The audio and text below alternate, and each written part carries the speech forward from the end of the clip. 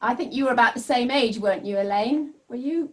Yes, yes. I was 3 years old, and I asked Mum if I could go to ballet. So she went to the local little play group that I was a member of, and said to the mums, "Oh, Elaine wants to go to ballet. Who goes to ballet?" And they all said, "No, none of us go to ballet." So I'd obviously heard about it somewhere. So my mum eventually found me a ballet class. And when I got there, after a big effort on Mum's part, I said, "Oh no, nobody's wearing a tutu." So I wanted to go home, but never mind. Mum was quite strict and said, "No way, you're going to stay doing ballet." So it turned out very well for me. And then did you progress to doing more than one class a week as you got older? I did. I found when I got to about 6 that I absolutely adored it, because it was a cross between being a Hollywood movie star or being a ballerina. And ballerina won hands down. I don't know if that would have been today. You never know. I may be coming back to be a Hollywood movie star. But yeah, Nicky, over to you. Okay, so when I reached the age of 10, my teacher suggested that I audition for the Royal Ballet School. So I knew nothing about it, but I just knew I loved my ballet. So Mum and I went along to this audition in London, and there were hundreds and hundreds of people. Anyway, I got through the first round at Barons Court, Talgarth Road, and then I had to go back for another one. So I think there was 2 rounds of auditions where we were all wheedled out. And what did you have to do in the auditions? What were the... It would be a bit of a class, and you all had your number on, and it was like doing a ballet exam. We had our hair all slicked back and all very nervous, and yeah, and you weren't told afterwards. You went home and you had to wait for your letter to come through. But anyway, so I did get into the Royal Ballet School, and then so at 11 I went there. It was boarding school in the middle of Richmond Park, but so I was there for 5 years, did my O-levels there as well, but every year we were assessed. So I started off in my first year, there was 25 in the class, and after the first year half of them were chucked out. And we used the word chucked out. It was very awful, really, for the children. But unfortunately, I wasn't one of them. But it was just whether you, I don't know, whether for some reason, you know, they didn't think you were suitable, whether it was physically after a while or whether technically or whatever. Anyway, out, wouldn't they? So gradually, they brought in a few extras as you went along. But the initial intake was when we were 10. So there weren't many of us left by the end.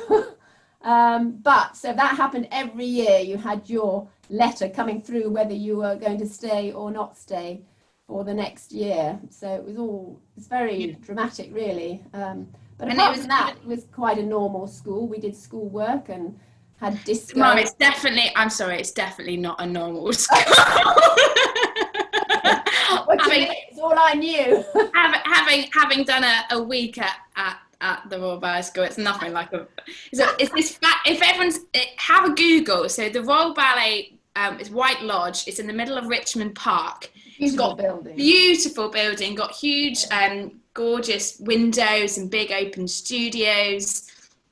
But how many times a week would you do ballet, and how many hours would you actually do your academic? Because I think that's the main. Okay, so the schoolwork happened in during the day, and then we had ballet after that, after school, every day. We had ballet lessons. So there was a school block, so you went over to your school block and did your schoolwork. And then ballet came after school every day. And not at the weekends, you'd have your weekends off.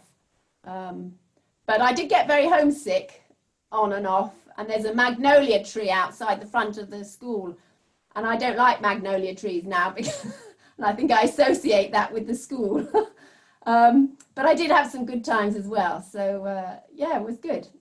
So and Elaine, so you didn't go off straight away, did you, to a dance school? No, this is quite an unusual way that I did it, and quite a hairy, scary way, I would say, you know, because you're all interested in doing dance or following a career in dance, and mine probably wasn't a recommended way. I just went to a little ballet school up north in a place called Alsager. I had a very enthusiastic young teacher. So yes, Nicky here, but not Nicky. But I was a real homebody, actually. I loved home and I loved my family. So I was terrified of going away to ballet school. And I asked my parents that I didn't want to go. So they said, no, of course not, you don't go. I was in a very good school, academic school, so a grammar school, so they were quite happy for me to stay in that. And then I auditioned when I was 15, and I got into the Rambert Ballet School, so still not the Royal Ballet. I'm not a Royal Ballet girl at all. So this would cause a problem for getting work normally, but anyway, I actually did get work, and the whole of my career I had work. So I'll go back to Nicky, well, but you'll hear more about how I managed to do it later. So yeah, how did you then get into the company? From when you were at White Lodge from age 10 to 18. No, hang on a minute. So White Lodge was 10 to 15, 16, do your O levels. Then you go on to the upper school, which is in Talgarth Road. It was in Talgarth Road in Barons Court. So that was, then you danced all day long, every day, doing all different types of dance, pas de deux classes with your boys, you know, repertoire classes, learning dances, normal technical class. And so that was for 2 years. And after that, it was the point. So there was the elite few that were chosen for the Royal Ballet Companies, could be 1 or 2. And if you weren't any of the elite, it was then time to go off and find a job. Did you come to the upper school, Elaine? No. I did the same audition trip as you round Europe. That's right. Yeah. We only just found this out because we've had a chat beforehand, but this is amazing. This is amazing. We're like sisters, really. I ended up going to a company in Liège, which actually did everything. It did opera, musicals, and ballet. In Belgium. And I went to Liège for a year, and we found out, amazingly, that Nicky also, the year after, went to Liège for a year. So of all of Europe, we did the auditions around Europe, and we both chose Liège. I mean, I have to say, when I auditioned there, I don't know about you, Elaine, but it was a massive theatre, and we were told we had to do a classical solo on the stage and everything, and we thought it was a ballet company. I was with 2 other English friends, and so I did a dance from Sleeping Beauty, and then when we got the letters saying we got in, we discovered it was an opera ballet company. So we did, it wasn't classical at all.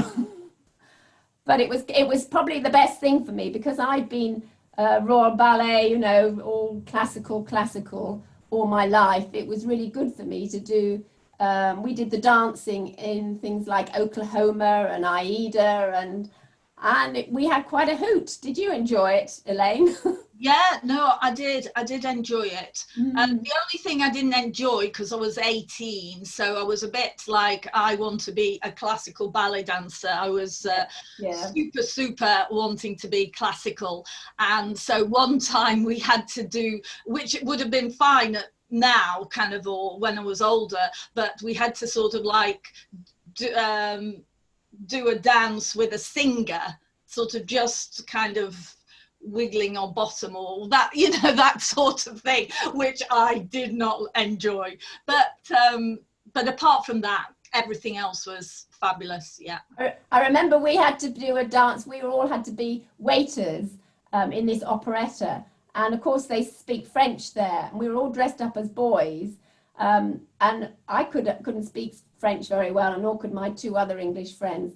And we just literally opened and closed our mouths and pretended we were singing. But that was fun. But then after 7 months, I heard there was auditions coming up for Festival Ballet in London. So I went back and auditioned, left my friends in Belgium and went back and joined Festival. And you did the same the year before, didn't you, Elaine? Which was... Yeah, I finished my whole year, and then Mum came and picked me up because I knew this wasn't what I wanted to do. And I was going to have a go, and I had a chance to get into Scottish because I'm smaller than Nicky, and they like small dancers. If any of you are small dancers, they still like the same kind of look, don't they, Nicky? I think you're I think so. But this audition came up for English National Ballet, and I thought, right, I'm going to go for it, and I was a star. I don't know why. You know, one of those days when everything works, everything happens, and they just said, yes, you're in. So I was like, wow. And did you, when you auditioned, did you just do a class, or was it a mass audition? Because mine was just a class I joined in. Oh no, I did a proper audition. Oh, did you? A lot of other people, but I didn't have to do a solo, which I'd have loved to do. I love doing solos. But I had to do lots of turns and poses from the corner, that kind of thing, and it just went really well. So that was it, and I joined. That was the summer, so I joined then. I think kind of like September maybe I joined. Yeah. And then once you were in, the company always had, was it 1 or 2 weeks off in the summer, and that was about it all year round, wasn't it, Elaine? Yeah. So then once you got into the company, what was life on tour like? Like how many shows would you do a week? How long was your rehearsal periods? How long were your days? What time did you have class in the morning, and what time did your show finish in the evening? Okay, so then you start again. You get into this professional ballet company, and then you have to start from right at the bottom again. So you're in the, well, I was always in the back row because I was tall. You were probably more at the front, Elaine. I mean, we'd do class after class after class. You weren't always performing. And then every year we always did an 8-week autumn tour of England, didn't we, Elaine? I keep wanting to call you Larissa. And that was a week in each place. And then on the Sunday, so we had 2 shows on Wednesday, 2 shows on Saturday. And then Sunday you travel to the next place. And our digs, we got a touring allowance. And so in order to save money, you had to find your own digs. So we always find the cheapest, didn't we, Elaine? Yeah, that's right. No, because we weren't there very much. You know, our classes had to be 12 hours after the end of performance, or we got overtime, so they didn't want to pay us overtime. So we always had class at 10:30.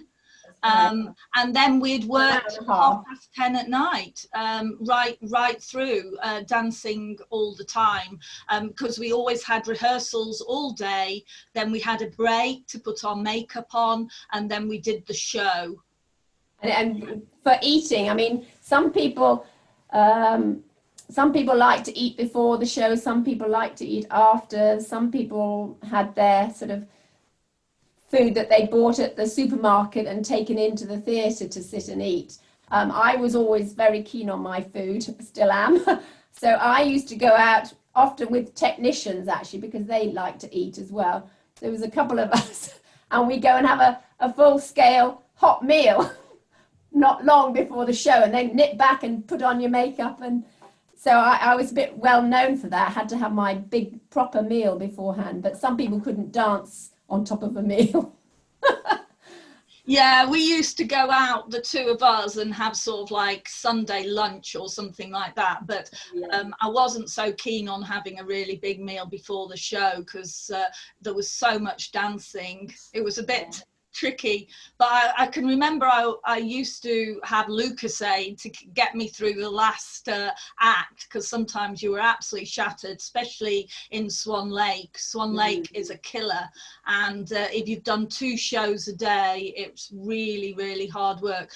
The same with Sleeping Beauty. We loved it, didn't we, Nicky? We did, but we did so many different parts. I mean, I think I had 9 changes in Sleeping Beauty. That's right, we were discussing that, and the amount of changes is phenomenal because we were doing so many different roles, which was lovely.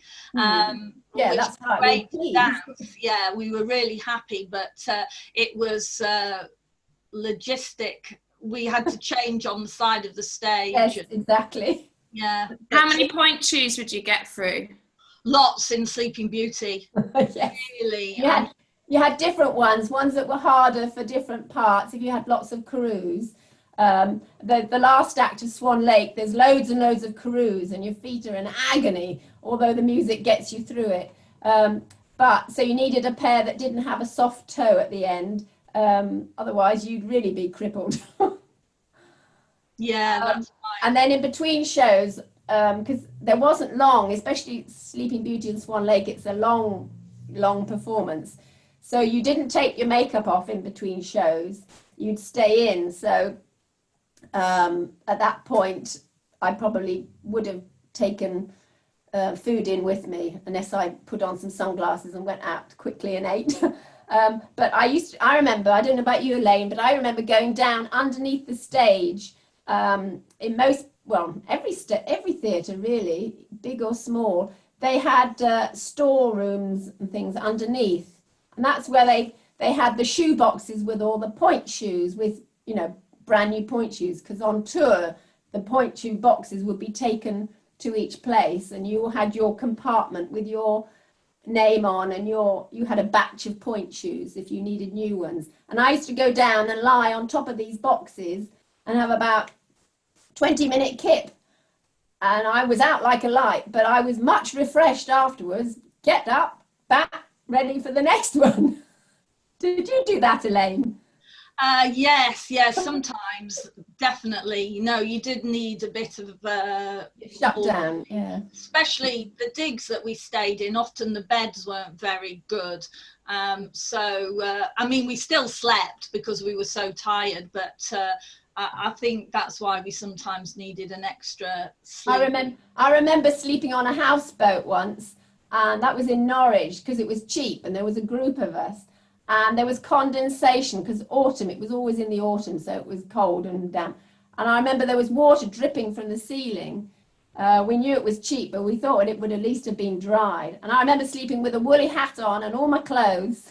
We were there for a week. Oh my gosh. And then you had to get up and do your shows. Yeah, not Where was your favourite place? Where was your favourite place to go on tour to? Ooh. Elaine? My favourite place, one of my favourite places was Bristol.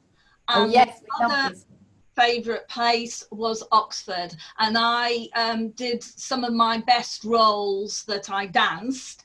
I danced them in those 2 places, so a lot depended on what you were dancing and how you were doing in the company at the time. I mean, I loved the places as well, especially Oxford, because we used to get bikes, didn't we? Did, yeah. I made everybody get bicycles because I love cycling, you see. So, and we'd cycle around Oxford because they used to give us always an afternoon off, didn't they, Nicky? Yeah. And I danced a few of the nicest roles that I did in my career at Oxford and in Bristol. I remember doing Rosalinda at Oxford, and we loved that because that was Deflator Mouse, and we had bands round and a feather up, and it was all 1920s dresses, like we're going to do for the show. And yeah, that was so. But we did love Oxford anyway. Nice places to eat. There was a very nice place called Brown's, I remember. Nicky's a big eater. Anyway, but we should talk. This was the life of a dancer in England, UK touring. But what was fantastic about being in a ballet company is that we toured abroad. Yeah. This is what we loved, because they treated us like movie stars, like royalty. And we had a fantastic time. We were put up in the most glamorous places, weren't we? In New York, I had a huge apartment looking out over Central Park. I mean, and I'd just joined the company. I was 20 years old. I'd just joined the company. So I was first year corps de ballet, the lowest of the lowest. And I was in this amazing apartment, and I couldn't believe it. It was so fantastic. Absolutely. And so every time we toured, we did the incredible things, and people treated us amazing. We were in shock, because in England, we were like the lowest of the low. And then abroad, we were superstars. And they'd have receptions. We do often have a reception after the first night, so drinky poos afterwards in the foyer for the dancers and the elite few. Do you remember? And we went to China, didn't we? Always champagne, of course. And we went to China, and we had Beryl Gray as our director at that point, and we were the first major company to go over to China after the Cultural Revolution.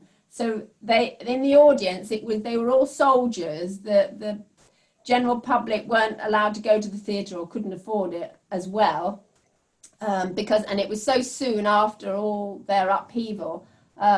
So yeah, we went to China, and that was amazing. I mean, we were taken to see the Great Wall, and we were taken to see the soldiers, you know. What are they called? The grave with all the warriors in it, which they've now excavated much more. So we've heard a lot about it much more recently. This is when they first discovered it, actually.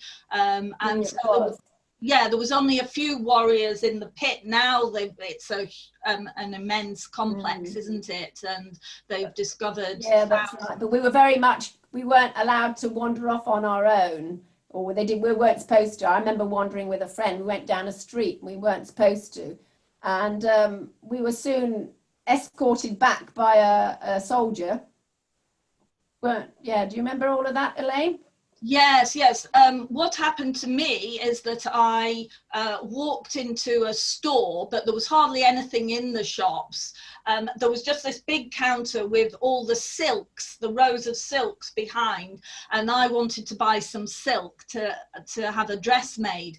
And so we got to the counter. There was just a few of us, about 3, and we turned round, and the whole shop was full of Chinese people, all even pressing us onto the counter because they wanted to see us, because they hadn't seen any Westerners for 15 years. So it was amazing. It was an incredible experience. One of my absolute best in the company. What was your best memory of touring, Mum? Oh, golly, best memory of touring. Oh, one of your favourite things. Well, I remember New York and Washington, and I remember we actually had time. We must have had very unusual an evening off, and I went to see the Leo Sayer concert in Washington. I went as well. Oh, did you? We must have gone together then. So that was I remember that, but it was. Totally, yeah. It was just seeing two totally different places and beautiful theatres, and each theatre we went to, the stages had rakes, so they were either like that or they were flat. I think nowadays they've made all stages flat, so you had to sort of get used to the different stages. America, New York, Washington sort of sticks in my brain. And what was your least favourite part of life on tour? probably the houseboats with the water dripping down, the rough digs. About you, Elaine? Similar really. Being cold, very cold, sort of Blackpool with the sea crashing over the wall, and really horrible digs. And we used to stay in these holiday flats, and they had plastic on the beds, so we all had to take the sheets off and get the plastic off because it rustled when you got into bed. It was horrible. So there was some really rough things, and of course we did get really tired on those tours. Well, and then if you got the worst thing for a dancer, the very worst, and I'm sure Nicky will probably agree, is when you got injured, and that is horrible. It's horrible to get injured when you're dancing because you miss, this role and that, and you get all neurotic. Remember, because we went to Venezuela, didn't we, Elaine? And we were doing Romeo and Juliet there, and again we had various changes. And I remember doing something to my back, and we had one day off, and I was injured, so I couldn't really do anything. But I wasn't going to be left behind on my one day off. So our group, we'd hired a truck, and I was lying flat out in the truck at the back because I wasn't going to be left behind. But anyway, Venezuela was a good one, wasn't it, Elaine? Yeah, Venezuela. And what was any tricks of things that you would do to help you either with your feet or your energy levels, or what kind of things would you pick up along the way? Well, the sore feet, of course, with the point shoes was, your feet do get hardened by wearing point shoes all day long, every day. But if you got them skinned, if they got raw blisters, skin toes, then you were in trouble really, because you can't stop and rest it and get it better. And I remember someone said to me, and so I thought, well, it's worth a try, and it really worked. Go to the butcher's and buy a bit of rump. It's got to be good, the best quality steak. So I went to the butcher's and I said, can I have a little bit of rump steak? Oh, how much would you like, madam? Well, I only want a tiny bit. Are you sure? Only that bit? I said, yeah. And I told him what it was for, and he couldn't believe it. And the whole shop was sort of fascinated and laughing. Anyway, he gave me a tiny little bit of steak. Anyway, so I went back and I bandaged it on my open wound on my toe, and you have to make sure it doesn't slip out.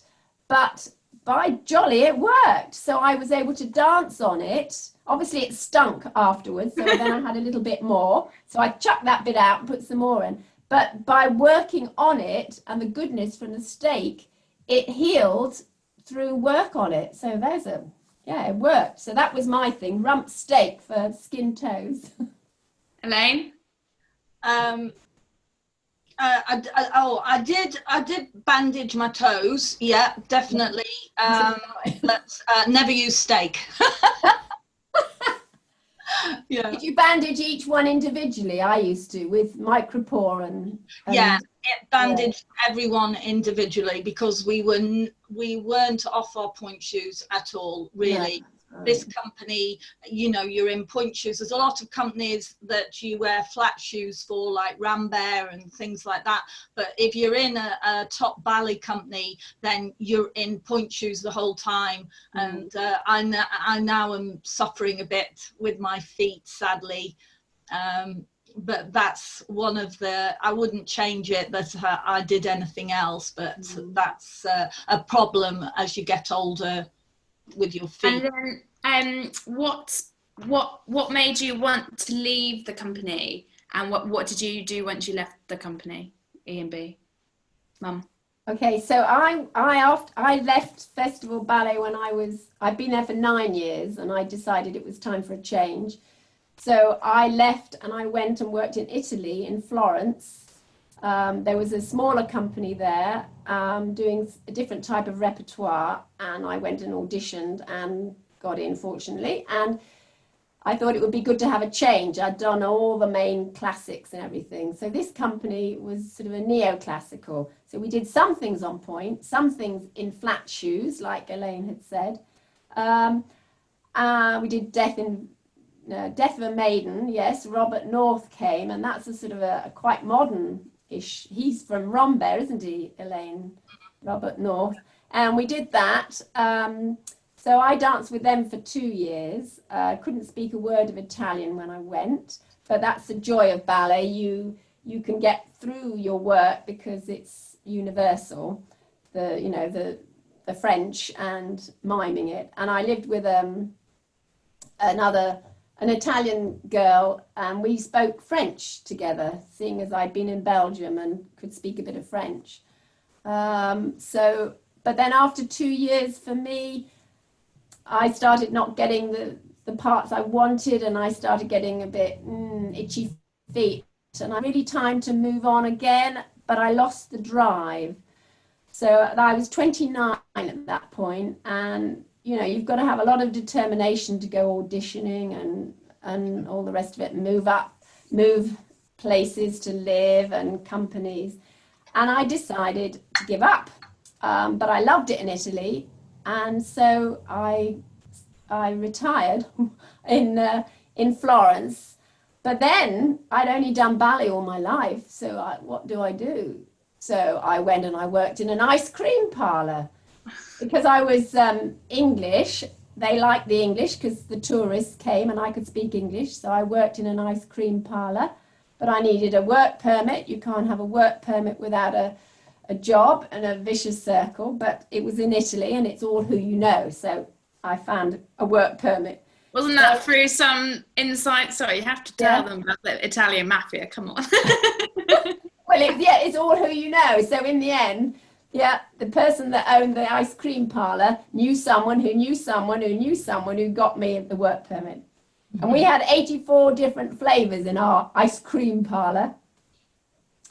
And I had a little moped, and I used to bomb around on that, and we'd close at 2:00 at night, and I'd then go on back. Anyway, I progressed from ice cream to a cake shop, food. And it was a very upmarket cake shop. You weren't allowed to sample any of it. So anyway, that was all good, and we learned how to do the wonderful packaging. Then I progressed again to clothes. And in a clothes sort of wholesale place.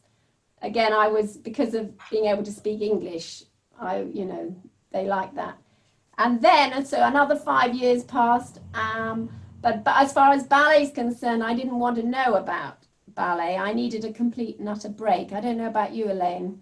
I had to have a break before I then decided, actually, I'd like to come back to England where my roots were, and start doing something that I knew and being able to pass it on to others. But I felt I had to have that break first, and then I felt ready and willing and wanted to go and teach. So I did my teacher's course, and then, hey presto, here I am. And what about you, Elaine? Gosh. She went all the way there. My goodness. Okay, well, I'm still back in the dance. I am, because I did carry on dancing a bit longer than Nicky. So what happened in festival English National Ballet was that we both left at the same time. So we had our leaving posters, and we went to Nureyev. Rudolf Nureyev. Now, you may have heard of him. He was a very famous Russian dancer, and he danced with one of the British most famous ballerinas of our time, who was called Margot Fonteyn. Now, at the end of his career, he danced a tremendous amount with festival ballet, which is English National Ballet. So that's the reason we went to America, we went to Turkey, we went to all these different countries. Yeah. So the two of us went into Rudolf Nureyev's dressing room. By this time, he was a multi famous star. And we said, could you sign our posters? Here's little us. And he said, oh, yes. So he signed the posters. And then he goes, so where are you going after this company? And so Nicky can't remember this, but I said, I haven't got a job. Well, he went ballistic. He was like, how dare you leave this company without getting another job? It's terrible. It's terrible. You'll be nobody. You'll be nobody. You'll be nobody. So I was like, oh my goodness, help, you know. So I was going, oh, I'm sorry. And I was backing out of the dressing room. I was like, oh, the only dancer who's upset Nureyev. You know, so anyway, we both left. We left the company. Nicky, I didn't know what was happening to her because it's very blinkered, your life. And I got into Northern Ballet Theatre, which was at that time based in Manchester. And I went straight back, guess what, into Swan Lake because of course they needed a dancer, a soloist dancer to do pas de trois and signets and Spanish. So I was like, yeah, I'll do that. So I went straight back into classical ballet once I left English National Ballet. And so here I am on the stage, huge stage in Manchester, and I've just done my solo in Swan Lake, and I go, da-da, and on runs Nureyev, because he didn't do the rehearsals by this time because he was nearly at the end of his career. And so he ran on and he looks and I thought, he can't possibly recognize me because honestly, he traveled around the world and he saw thousands of other dancers. And so I was like, here's Nureyev, and I go, oh, off the stage. And anyway, at the end of the performance, this is my coup de resistance. Here he is, and he's taking his bows, you know. I'm sort of like quite close to the front because I was a soloist. And he just turns to the side and he goes to me like that. So he remembered me and I had a job. So I was like, how did he remember me?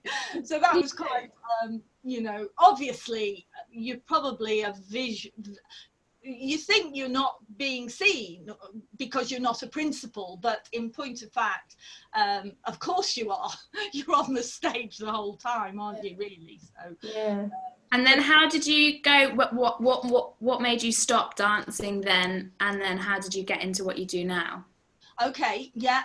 I actually didn't stop. I'll go very quickly, I know, sorry. So from Northern Ballet, I then joined a few little companies, which was superb, less pressure on you. And I was doing the principal role. Sorry, I've got to have a quick swig. I was doing the principal role. So I toured the south of France, can't be bad. You know, like Aix-en-Provence and stuff. And then I toured the whole of Germany. And then I got a job as a principal in Iceland. And I was dancing Titania in Midsummer Night's Dream, which was fantastic, dream come true, obviously doing principal role. And it was superb there. And then I left Iceland because the principal I was dancing with was a principal also in the company in South Africa, in NAPAC. So I then joined him in South Africa in a company called NAPAC, which was in Natal. And I danced there just for a year. And that's when I retired. There you are. In South Africa. In South Africa. And why did you decide to retire? Well, there was underlying reasons, but at the time I just thought my mind wasn't controlling my body very easily. There were reasons that we found out in the future, but at the time I just thought I can't. It's a mind over matter. You have to be so strong in your head to do this career.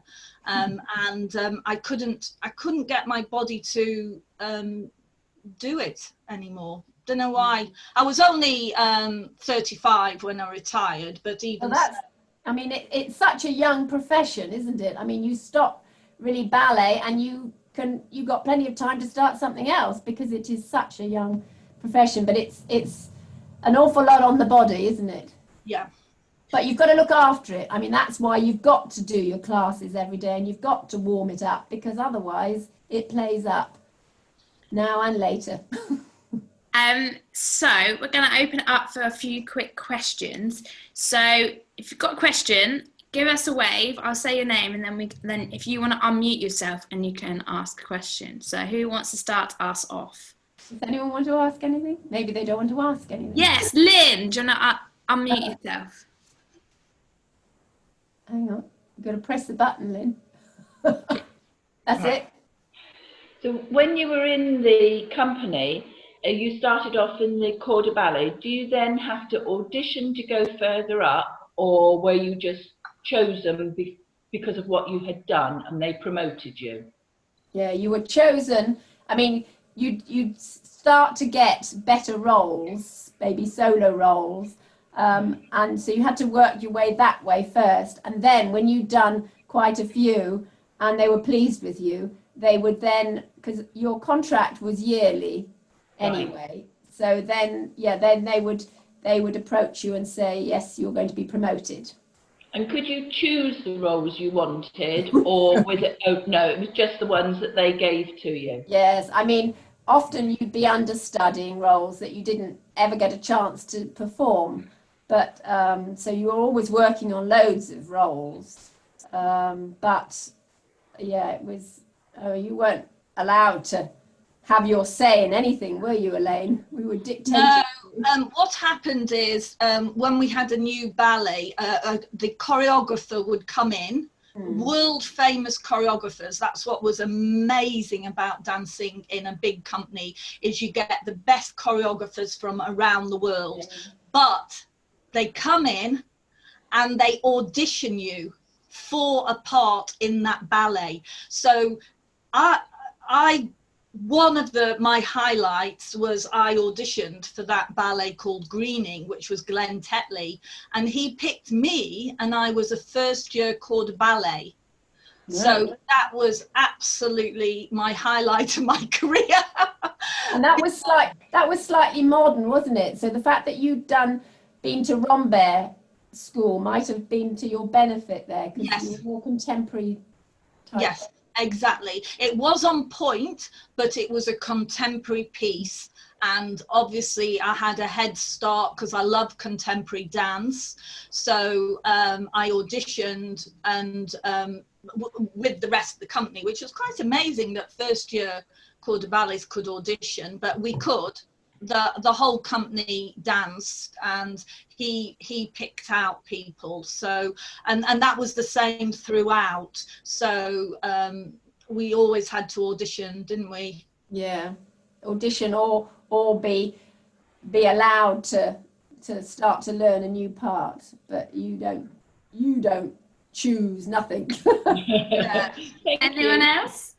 Oh, Sharon, you had a question, didn't you? Can you? That's it. Great. Sharon? She's doing it. Pressing the button. That's it. Sorry, technology. I wanted to ask, you talked about your shoes. What about your costumes? I always think of it as being really glamorous, but did you have somebody looking after your costumes for you, and were they cleaned after each show, or how did all that work? Elaine? Oh, yeah. We had the most fantastic wardrobe. There's lots and lots of rules in a theatre. And when you first come in, you think, oh, rules don't matter, you know me. Rules don't matter, but they do. And you can have a hell of a time in a theatre. You have to follow all the rules. And as soon as you follow the rules, you have a fantastic time, which is the same with wardrobe, isn't it, Nicky? That if you followed all the rules of wardrobe, they looked after all your costumes. In the way, they were like mothers to you as well. They looked after you. But one of the men who worked in wardrobe, we used to call him Mother, because he was, looked after us all. But they brought the costumes, didn't they, to our dressing rooms, which you shared unless you were a soloist or principal, and then you started to get dressing rooms on your own. But they brought the costumes to us for that show. So 1 or 20 costumes, however many you needed.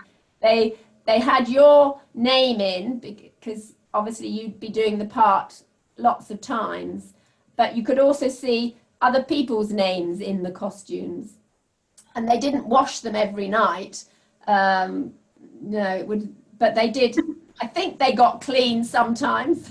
But if you were wearing an all-in-one for more modern ballet, then they washed them Yes. every night. But Yeah. obviously they couldn't dry clean tutus every time. So they'd do a whole season with the tutus, and then I presume they dry cleaned them. But the other thing that was very important in ballet is your hair. So we did have a hairdresser, but the hairdresser only did the principal roles, really, didn't she? Because she wouldn't have had time. So we had to all learn how to do our hair professionally ourselves, and we even put our headdresses on. Often we had hair pieces like with ringlets and things. Like for Giselle, you'd have it tied back in a bun, but then you had these extra bits that you had to pin on. You learned to pin them on securely. And then it looked like you got these lovely ringlets on. It was just a hairpiece stuck on. Yeah, very effective though, wasn't it? It was. And then the wardrobe, even if we'd done our own hair, she had the tongs. Do you remember Marion had her tongs? And if you needed twiddles at the front to make it a softer look in Giselle again, or lasso feed, so you'd go and you'd borrow the tongs to get the twiddles bits done. Yeah, or she did it up for that. Yeah, she often did that, didn't she? Because it's so hot.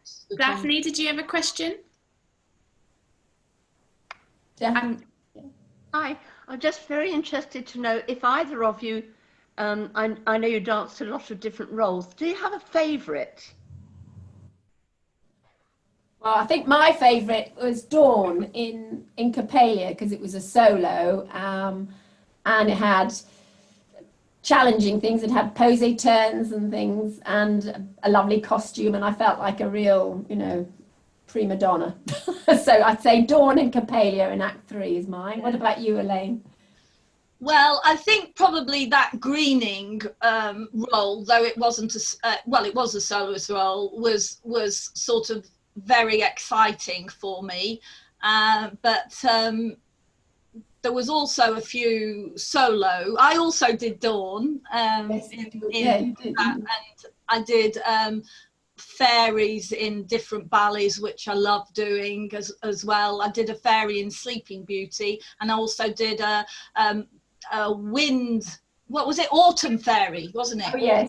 Fairy. I was doing winter. You were autumn. Yeah. Yeah, in Cinderella, which was a very difficult solo, and I got to do that because I decided to learn it because nobody could do it, and I thought it was another crazy thing to do, but I found that I could do it. So I showed the teacher that I could do this solo, and she said, right, you're on. Oh, you were lucky then. Yeah, so because nobody wanted to do it because there was so many turns, but I actually liked turning most of the time. I sort of went you were a good turner because you're smaller and more I don't know, you're a good turner, aren't you? Yeah, so I thought, right, I'm gonna have a go at that solo. So there you are, you can have a go even in top companies, and they'll say, okay, yeah.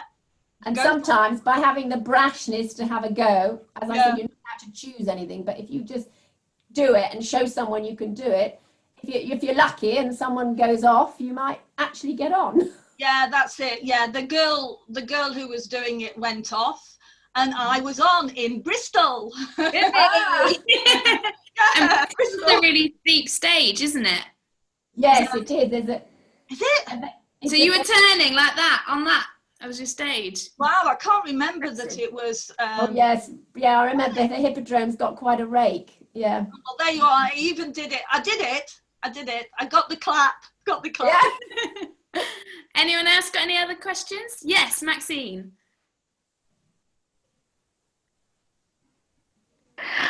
Yeah, I'm interested. You said about the ringlets that you had to put the hairpiece on the back. It came to my mind about, you know, anything sort of going wrong on stage, anything embarrassing. How did you get out of it? And what was your worst memory of something like that? Excellent question, Maxine. Yeah, good question. I don't know, can't think. Must have been perfect then. Must have been perfect. I mean, if you occasionally if you fell over or something, you just get up quick and get on with it, and you know you've got to get on with it.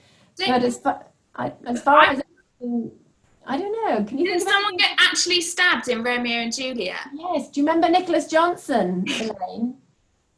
Yes, I remember him. Yeah. There was the fight scene. He was Mercutio. Yeah. And they were doing the fighting, and Mercutio dies.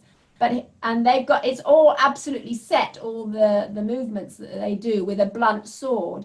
However, he got hit, he got hurt, and so at the end he's on the floor, and then there's the drumming sound that goes boom, boom, boom, and the curtain's still open, and everyone's going, oh, dramatic. But in fact, he really was bleeding, and people could see. And I remember I was on stage, and we were saying, well, you know, are they going to close the curtains? Is he hurt badly? And we were sort of, you know, making mutterings to each other, although not letting any on to the audience. And it was near to when the curtain was supposed to close anyway. And the stage manager, I remember, was actually sort of just in the wings, and they were watching him because he was near to the wings. And I think they hung on, actually. The curtains closed then, and he was whisked off, but he was all right. But he did get hurt. But the audience thought it was brilliant. And the audience would be none the wiser. You have to carry on regardless. Yeah, a lot of things that happened on stage. Often the audience wouldn't have an idea at all that there was anything wrong, really. Sometimes you'd come off and you'd say, oh, I didn't do so well. And Mum used to say to me, if she had been watching, don't say a word, because I'd never seen what happened to you, and I'm watching you. So it all looks pretty good to the audience. It's just we are such perfectionists. We know that something slightly. And also, I just remember the audience would be none the wiser. But on my last performance with the Festival English National, we were doing Coppelia, and so we had a matinee and an evening. So on the matinee, in the last act, I don't know if you remember this, Elaine, Old Father Time comes on. So that was someone dressed as an old man, and he's bringing on a cart, and then all the girls in their pretty dresses come on behind him. So I dressed up as a Father Time. So there was the Father Time, and I was another Father Time, and I didn't tell the others.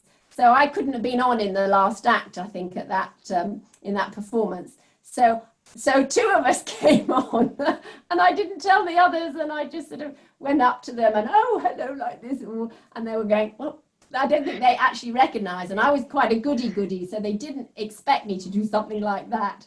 But that was my last one. Do you remember that, Elaine? No. I must have been dancing off into the sunset. You must have been. With my crook and that, yeah, that's fantastic. So Johnny just said, very interestingly, we've been watching, I don't know if you've all seen it on television, about Monte Carlo. There's a new series which is fantastic about the life in Monte Carlo, and we were watching it the other night. But what is fantastic is both Nicky and I, we actually danced in the theatre in Monte Carlo, and we stayed in Monte Carlo, and we've got the dressing gown to prove it. Yes, I still have to. But the stage there, you'll never forget it. If you have to dance in Monte Carlo, the stage, because it is tiny, and we all had to fit in, and we were doing the most difficult ballet. We were both white girls, weren't we? Yeah, we were both white girls. In Etudes. So the stage is tiny, I bet it's Ray because it's very old. Yeah, You know, it's one of I these think it really is, yeah. pretty old, very old theatres, as you can imagine, you know. And I have to do this very difficult technical thing in the front of the stage at the side. And there was a hole. There was an actual hole there. And this is something I remember, I mean, how, and I just looked at this hole and I was thinking, oh my goodness, how am I going to do this? I was absolutely beside myself. Because was that when you had to hop on point? Because you used to have to do that. I remember that step. and turning on the spot. In attitude, yeah. There was this big hole, and I was so nervous. I didn't even tell the teachers because they would have just said, you've got to do it. So there was no point telling anybody there's a hole, you know. You just had to get on and do it. You never told anybody anything, like you didn't tell them you were coming on as Father Time. So here, and I managed it, but it was a logistical nightmare with this hole. So when you dance in famous places, it's not always as you think. But it was amazing, wasn't it? Dancing in Monte Carlo. Really, really fabulous. Yeah. Anyone else for any questions? Yes. Annie. Eleanor. How different is it to have a career in dance today than from when you did?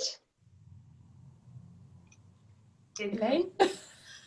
I would say it's the same, but you've got better facilities now. You've got all the theatres have been modernised, and hopefully you haven't got that, as Nicky was saying, that rake so much.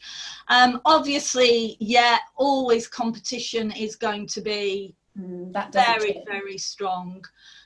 Incredibly strong. I mean, we haven't really talked much about that side of it, but it is, as you know, hugely competitive, and people are knocking on the door. That's why you hate to be injured.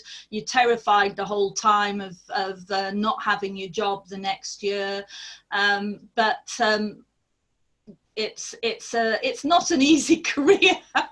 You've got to have an enormous drive, haven't you, to want to do it. But so Elaine, you've gone into photography now, haven't you? And you take lots of photos of dance companies, don't you? So you're sort of more in the field, shall we say? So you still get to see it. Yeah, I still I go to also photograph dance schools, and you know, I think what's happened now is that the schools are trying to get you trained in all different areas. Obviously, if you're a real classical dancer, then they will direct you that way, but you still have to do singing, you do all your exams so that you can teach if you're out of work or something. You do this school that I photograph, they do Spanish, modern, tap. This is for, you know, going on to be a professional, but they do everything so that... The more you can do, the better, really, isn't it? Because then you're more versatile. You've got an all-round, you know, training, and then they direct you down the side. Some want to be contemporary dancers, some want to be ballet. So you have got that today, that you've got a more inclusive training, haven't you? I'd also say that I think the training's really, I'd say that that's the main thing that's changed. The training it used to be like the Royal Ballet School, or then like if you're lucky Elmhurst or Rambert or something like that, whereas now the international training has rocketed, and I would say that's why like companies like ENB, the majority of the dancers in their company have actually trained abroad, and there might be only a few actual English dancers. Now there's been loads of debate about that. Is that right? Should we be allowing that? But I think there's also Akram Khan, he's done loads of interesting things and discussions about it, and like if the training's getting better elsewhere and they're producing better dancers, then the UK maybe needs to up their standards with the training. I know that's a lot in contemporary dance particularly, but it does also show with the ballet the fact that they are using so many international dancers for British companies. But we had a lot of international dancers in English National Ballet. We had a lot, didn't we, Nicky? We did. We had more than the Royal Ballet, didn't we? Because I think the Royal were trying to keep to the English, but we were sort of bringing in people from all countries. We had Italy, Sweden, every European country, and then we had Australia. Australia. A lot of Australians were in the company as well. Africans, yeah, you name it. But some of them had gone to the Royal Ballet Company. So if you can possibly get into the Royal Ballet Company and survive it, then you've got a good chance. But you know, I'm living proof that you can have a career without going to the Royal Ballet.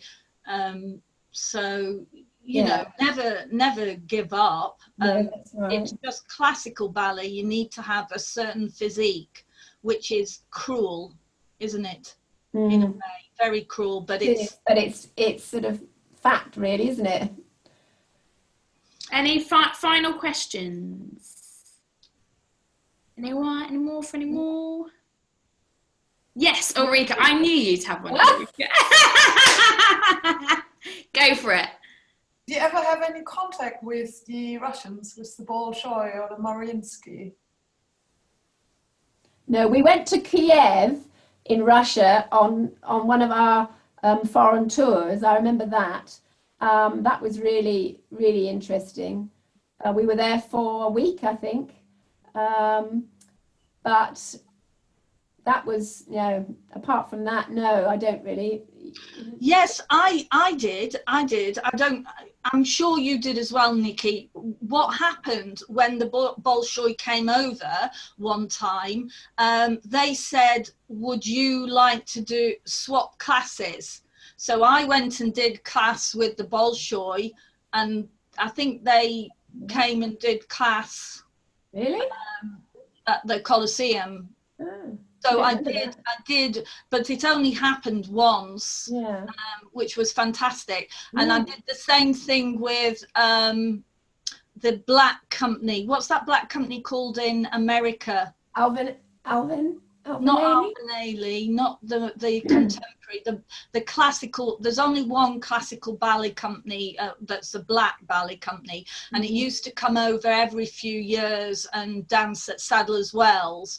And one of the girls in the company who was a soloist, she trained with me at Rambert. So I used to go over and watch class with her, because I was really interested in the way they taught, because they have different physiques to white people. So they had to teach differently. And I've always had really small hips, and I thought it was quite a good way of teaching, but obviously it was a different way to the way we were taught. Great. Well, I think we will, as long as no one else got any other questions. I mean, obviously you'll see Nicky in your classes anyway, so you can always ask her then. But thank you everyone for coming. I'm going to pop into what Elaine forgot to mention is, as well as doing dance photography now, she also has children's ballet books, literally showing there. So I'm just going to pop in to the chat her brand new spanking website, which is www.elainemasonbooks.co.uk. They're children's books. They're not adults' books. One's Ballerina in Danger, which is set in the Paris Opera House, where we danced a lot in Paris, which we haven't mentioned. We had fantastic careers, as you can see. And this is the Daring Dolphins and the Dive Bombers. And actually on my website, it is, I'm afraid, quite amateur, but you can actually learn, if you're sort of like 7, 8, that kind of age, dances from the books. so you can learn Hagatha the Wicked Witch dance. So it's just extra little things like that on my website. So I've got 3. Great. Yeah. So have a look there. Yeah. If anyone else, oh, Maxine, you've got a question? I just wondered if either of you had ever thought about writing your memoirs. Well, funny you should say that. I haven't, but I have got a pile about that big of letters that I wrote to my parents when I was at White Lodge, and my mother's kept them all. So I got this wodge of letters, and I sort of just wrote as I was thinking, really. So I did wonder about doing something like putting that all together, but I think you should. Do you? Be brilliant. They are quite funny, I have to say. I remember Mum reading them to me. It'd be like, oh yes, I forgot to cut my toenails before class today, and my point work was horrible. And then just be like, oh, I'm just eating an ice cream, and so-and-so's doing this. Yeah. So we might find them and pop them on the social media so you can have a little look there. Well, If anyone has if you've enjoyed this and you want more of this kind of thing, drop us an email, send us a message, because there's lots of other, I know, like Marianne in Plymouth, she's got a dance school, and she was with Matthew Bourne. So there are other people that we can connect to, particularly at the moment while everything's online, and we can have conversations with people, other dancers, or people who've danced and then gone into musical theatre and things like that. So we've got some good contacts. If people want more of this kind of stuff, let us know. But I'd like to say a big thank you to my friend Elaine for doing this, putting yourself on the spot, and thank you so much. It's wonderful. Thank you. And Thanks for listening. So is that it then? We say bye-bye. Yeah, thank you. Bye. Bye, Thanks everyone. for coming, everyone. Bye. Bye. Stay safe. That's my way to say it.